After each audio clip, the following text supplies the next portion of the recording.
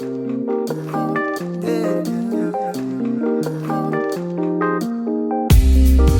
I heard it cross the grapevine. Sweet taste of my alibi. Yeah. It's a dangerous thing with no one who heard it right. Salut à tous, je fais cette petite vidéo pour aider ceux qui n'ont pas compris le cas qui nous est demandé en Excel. Le but est de survoler en fait l'environnement de Excel et de trouver en fait des méthodes adéquates qui y sont disponibles, notamment par la création de ce que l'on appelle une macro. Voilà, le dossier se situe ici. Vous cliquez dessus, donc voilà, il y a une série de dossiers qui s'ouvrent. Et là, vous téléchargez, vous avez le choix entre plusieurs fichiers qui sont ici, mais c'est l'équipage des caravelles. Moi, pour ma part, j'ai téléchargé Amiral de Ruyter. Voilà, qui se trouve d'ailleurs ici. Voilà, une fois que vous l'aviez téléchargé, vous ouvrez Excel 2013 tout simplement. Alors, vous cliquez ensuite sur Données. Une fois que vous êtes sur l'onglet Données, ici, vous cliquez sur Fichier texte, ici. Voilà, en fait, là, vous allez rechercher dans vos dossiers le fameux .text, txt, le fichier que vous avez téléchargé de Moodle. Hein. Vous l'importez. Alors là, vous allez avoir une série d'étapes. En fait, tout ça, c'est pour savoir s'il sépare à partir du fichier texte les données à partir des tabulations. Alors, là au moins, regardez, vous voyez. Hop, et on part de A1. Ok. Alors, je reviens sur ce qui était donné précédemment. Pourquoi il posait ces questions? Parce que si on l'ouvre bêtement, voilà, il y a une série de codes qui apparaît. On peut le voir, on dirait une matrice. Le film Matrix, quoi.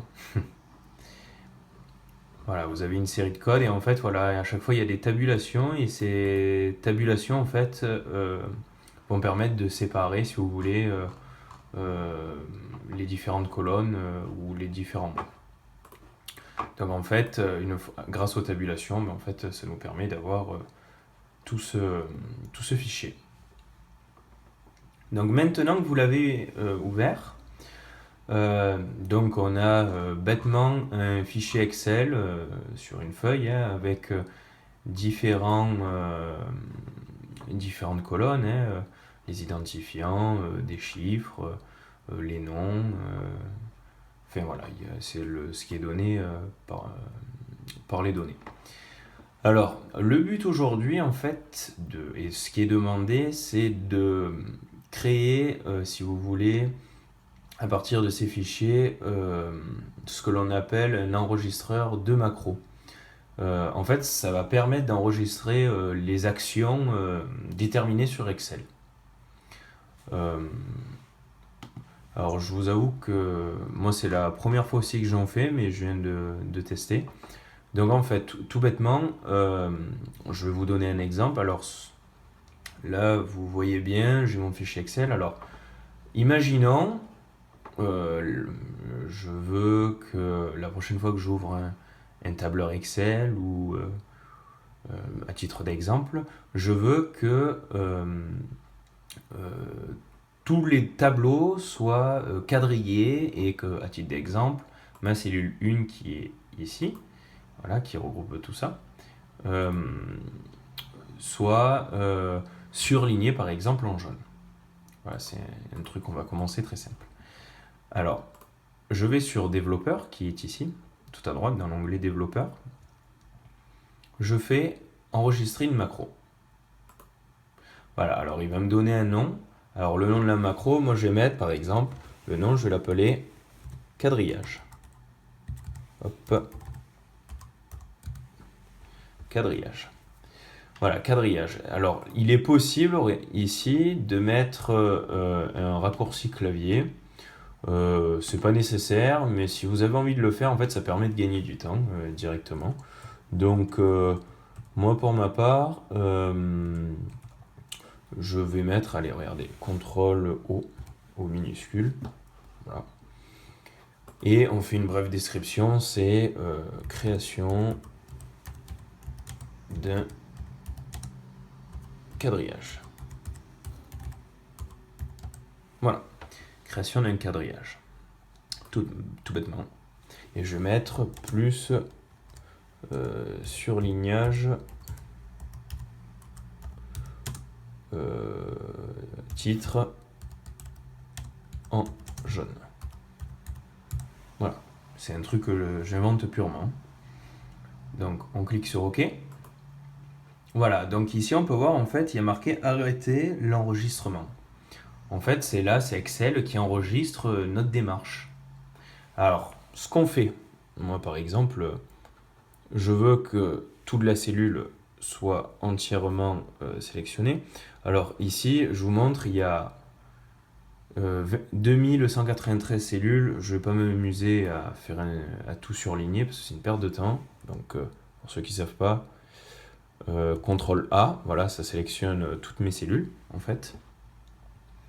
Voilà, tout bêtement. Hein. Bon, ça, je pense que je vous apprends rien. Voilà, vous allez ensuite donc sur les fameux onglets nécessaires. Alors, c'est dans Accueil pour le quadrillage. Alors, par exemple, toutes les bordures. Je veux qu'en même temps, il y ait une bordure épaisse et en encadré. Je veux qu'également ma cellule 1, vu que ce sont les titres, soit encadrée. Je veux par exemple qu'elle soit placée au centre. Et je veux qu'elle soit écrite en gras, en rouge, et que, par exemple, le fond est en jaune. Voilà. Simplement. Donc, une fois que j'ai fini, on va dire, de faire ce dont je voulais, je fais enregistrer, arrêter l'enregistrement. Voilà. Donc là, rien de plus bête. Si j'ouvre une nouvelle feuille et que je clique en fait sur l'onglet macro qui est ici, en fait qui a enregistré la macro que je viens d'exécuter, regardez, il apparaît quadrillage. Donc si je fais exécuter,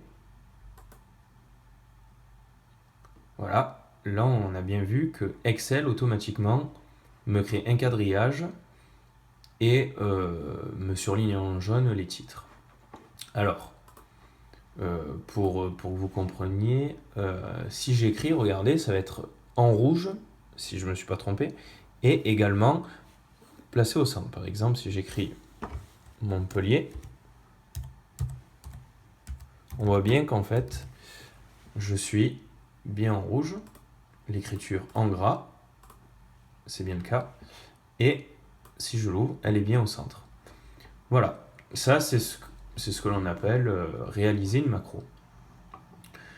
Alors ensuite, ce qui nous est demandé surtout, c'est une fois qu'on a réalisé cette tâche toute bête, ça va être de savoir ce que permet de faire cette macro, et c'est ce qu'en fait le prof veut qu'on comprenne.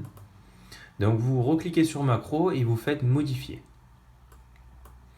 Voilà, là par exemple j'ai fait un truc tout simple. Voilà, et ici vous voyez bien, vous avez en texte code, enfin en fichier code, alors je ne suis pas informaticien, mais c'est ce que l'on appelle du code, c'est un classeur de code. Voilà, la sélection, enfin un peu tout ce qu'on a fait, quoi. Et qui résume ce que j'exécute, c'est-à-dire ça résume le fait que la prochaine fois, si je veux gagner du temps, que je fais macro exécuter mon fameux quadrillage, eh bien, le code va dire qu'il va sélectionner toutes les cellules, d'une part, enfin les cellules sélectionnées, va me faire le quadrillage en jaune et va me mettre en gras l'écriture et écrire en rouge. Voilà, tout bêtement. Et en fait, tout ça, c'est ce qu'on appelle le langage de code.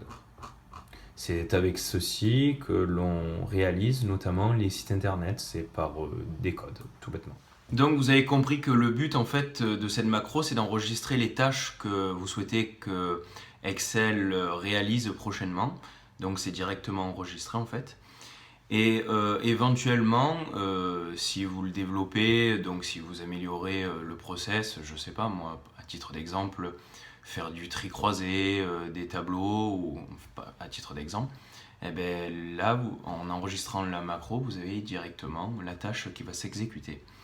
Ce que vous aviez dans le code, ce que je vous ai montré, en fait, c'est ça que vous allez copier et que vous allez rendre en fait tout simplement pour le TPAS. Voilà, j'espère que ça vous aura aidé et je vous dis à la prochaine. Hey yo, I heard it cross the grapevine. Sweet taste of my alibi. Yeah.